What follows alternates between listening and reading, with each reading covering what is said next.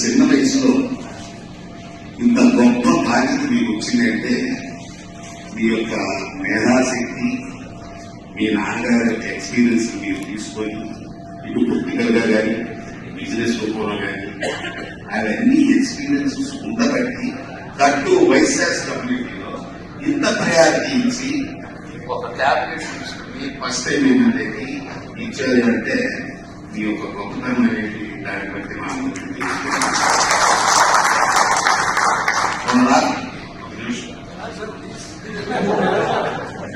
ఒక రాజుగారి దగ్గరికి ముగ్గురు వెళ్ళారు. మీరే రాజుగారు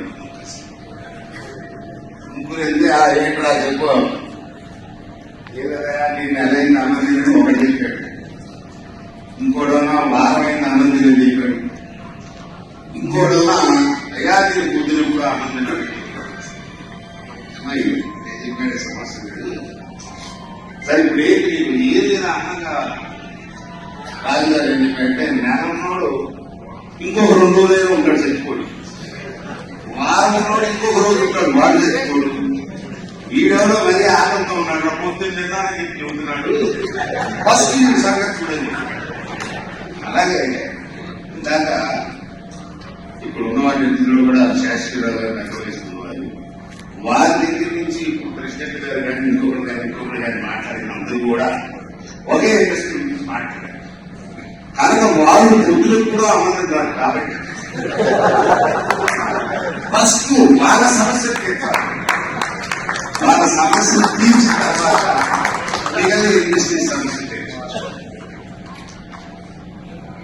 వైఎస్ఆర్లో ఎవరున్నా పూర్వం నుంచి వైఎస్ఆర్ వ్యాపారం సాగు స్వభావం మంచి వాళ్ళకి ముందుంటారనేటటువంటి నానుడు ఉంది. మన ప్రసాద్ గారు చెప్పారు, ఇప్పుడున్న జనరేషన్ పూర్వం నుంచి మనం పెద్దలు ఏదైతే వ్యాపారాలు మొదలుపెట్టారో వాటిని కంటిన్యూ చేయడానికి కొద్దిగా సులువుగా చూపించట్ల. కొత్త కొత్త వ్యాపారాలు, పెద్ద పెద్ద వ్యాపారాలు మనం ఊహించడానికి కూడా వీలు లేనటువంటి వ్యాపారాలు బాగా మేకప్ చేసుకున్న ఆడది ఏ విధంగా మెరుస్తుందో మార్కెట్ లో ఆ విధంగా మెరుస్తుంది, వీళ్ళని అట్రాక్ట్ చేస్తుంది. కానీ వీళ్ళ బేస్ మర్చిపోతారు.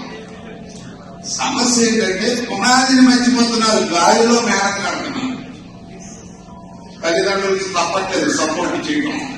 అలా కింద పడ్డప్పుడు మనం చూసుకున్నాం, తర్వాత వాడు కింద కూడా పడ్డప్పుడు జాగ్రత్తగా చూసుకోవడానికి కావాలన్న సొమ్ము దాచిపెడతాం అనుకుంటున్నాం. తప్ప ఎందుకంటే ఇచ్చేవాడు చెబితే వినడం, కొడితే ఏడుస్తాడు.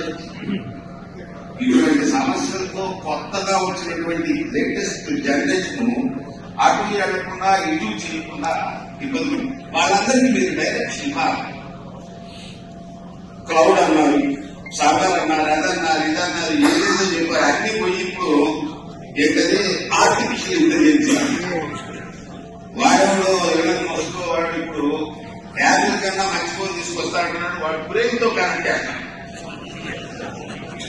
నేను రామారావుతో మాట్లాడాలని అవసరం అనుకోకుండా రామారావు కొనేసుకోవాలి. మరి ఇంత స్పీడ్ గా వెళ్తుంది దేశం. మరి మేమందరూ మరి అవుట్ మోడల్ అయిపోతామని బయట కూడా ఉంటాం. కంప్యూటర్ రాదు, కంప్యూటర్ రాదని చేస్తాం, ఇంకోటి రాదు, ఇంకోటి రాదు. మరి నా పరిస్థితి ఏంటి? ఇన్ని కోట్ల రూపాయల ట్యాక్స్ మేము ఇన్కమ్ ట్యాక్స్ రూపంలోనూ సేల్స్ ట్యాక్స్ రూపంలోనూ కడుతూ ఉన్నాం.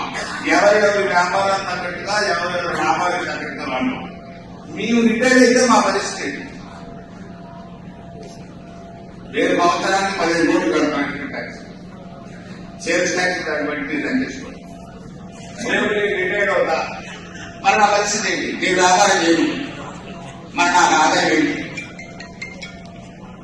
మీరు చూడాల్సింది దయచేసి ఇందాక బాగా వాళ్ళతో పాటుగా అందరికీ కలిపి వ్యాపారస్తులు 60 ఏళ్లతో 70 ఏళ్లతో రిటైర్డ్ అయి పని చేస్తున్నా కూడా వీడు కట్టిన ట్యాక్స్ నుంచి ఎంతో కష్ట నెలకి పెన్షన్ రూపంలో రావాలి.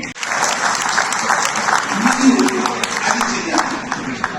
వ్యాపారస్తులు ట్యాక్స్ ఏంటంటే వారి పర్సనల్ లైఫ్ ని ఎంతో సాక్రిఫైస్ చేశారు. ప్రజాప్రతినిధులు సినిమా కదా నేను రాని వాడిని ఇయ్యాలి, నేను ఇంట్లో ఫండ్స్ సరే మొదలు పెట్టడం లాస్ట్ వస్తున్నారంట. సో ఆ పర్సనల్ లైఫ్ సాక్రిఫైస్ చేస్తాను. అట్లాగే ఆరోగ్యాన్ని కూడా సాక్రిఫైస్ చేస్తాం. ఉదయం 6కి తెలుస్తాం, 1 గంటకో 2 భోజనం చేస్తాం, రాత్రి 8 9 పంపలు చేస్తాం, తింటాం, మళ్ళీ ఎవడో పిలుస్తాడు వెళ్తాం, 12 1 గంటకు పడుకుంటాం.